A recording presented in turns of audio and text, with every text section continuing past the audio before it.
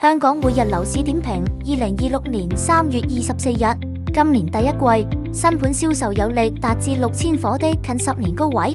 第一季還未過去，發展商亦已搶先為下一季的新盤作部署。近年推盤攻勢一浪接一浪的新世界，最快於下月重推大圍上蓋的重點項目柏傲莊第3期項目，已於上月取得入住許可證，餘下逾500伙單位將現樓重推，涵蓋1房至4房戶會先推3房及4房戶。新世界昨日亦率先開放柏傲莊第1期現樓示範單位，為下月柏傲莊第3期重推作熱身。率先開放為1期 EA 座52樓 B 室特色戶，實用面積1363方尺，4房間隔，客飯廳連接56方尺平台，並內置樓梯連接960方尺天台。單位坐擁罕有一扇可景與山聯景致，視野開揚。